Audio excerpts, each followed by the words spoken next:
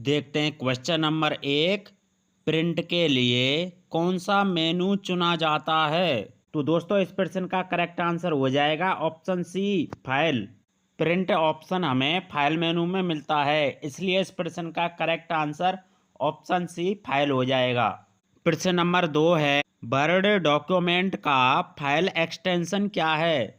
तो दोस्तों इस प्रश्न का करेक्ट आंसर हो जाएगा ऑप्शन ए, डीओसी।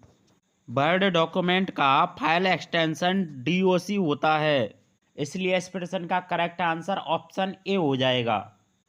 प्रश्न नंबर 3 है, विंडोज में डिलीट की गई फाइलें चली जाती हैं?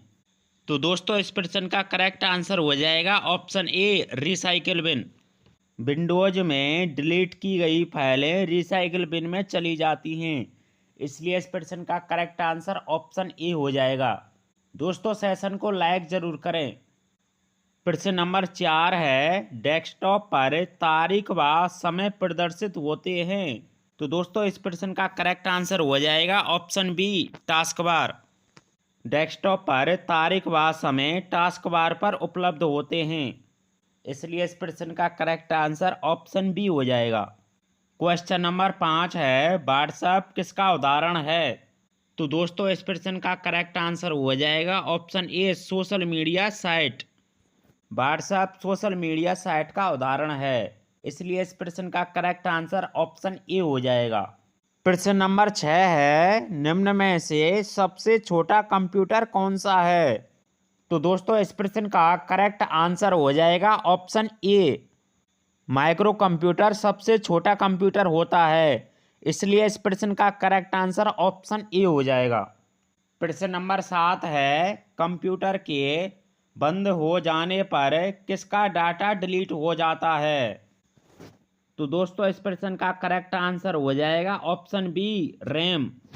कंप्यूटर के बंद हो जाने पर रैम का डाटा डिलीट हो जाता है, इसलिए इस प्रश्न का करेक्ट आंसर ऑप्शन बी हो जाएगा। प्रश्न नंबर 8 है, कंप्यूटर में प्रयुक्त आईसी चिप बनी होती है? तो दोस्तों इस प्रश्न का करेक्ट आंसर हो जाएगा ऑप्शन सी, सिलिकॉन से। कंप्यूटर में प्रयुक्त आईसी चिप सिलिकॉन की बनी होती है, इसलिए इस प्रश्न का करेक्ट आंसर ऑप्शन सी हो जाएगा। प्रश्न नंबर 9 है, निम्न में से कौन सा एक आउटपुट डिवाइस है? तो दोस्तों इस प्रश्न का करेक्ट आंसर ऑप्शन सी हो जाएगा। प्रिंटर एक आउटपुट डिवाइस होती है, इसलिए इस प्रश्न का करेक्ट आंसर ऑप्शन सी हो जाएगा। प्रश्न नंबर 10 है, निम्न में से कौन सी एक ऑपरेटिंग सिस्टम प्रणाली नहीं है? तो दोस्तों इस प्रश्न का करेक्ट आंसर ऑप्शन सी हो जाएगा। पाइथन भाषा ऑपरेटिंग सिस्टम प्रणाली नहीं है, इसलिए इस प्रश्न का करेक्ट आंसर ऑप्शन सी हो जाएगा। प्रश्न नंबर 11 है, प्रोसेस डेटा को कहते हैं? तो दोस्तों इस प्रश्न का करेक्ट आंसर ऑप्शन बी हो जाएगा। प्रोसेस डेटा को आउटपुट कहा जाता है, इसलिए इस प्रश्न का correct answer option C, output हो जाएगा। प्रश्न नंबर 12 है, इनपुट का आउटपुट में रूपांतरण किसके द्वारा किया जाता है? तो दोस्तों इस प्रश्न का करेक्ट आंसर ऑप्शन सी हो जाएगा। इनपुट का आउटपुट में रूपांतरण सीपीयू द्वारा किया जाता है, इसलिए इस प्रश्न का करेक्ट आंसर ऑप्शन सी हो जाएगा। दोस्तों सेशन को पूरा जरूर देखें। प्रश्न नंबर 13 है, कंप्यूटर को किस प्रकार की बुद्धि की संज्ञा दी जाती है? तो दोस्तों इस प्रश्न का करेक्ट आंसर ऑप्शन डी हो जाएगा।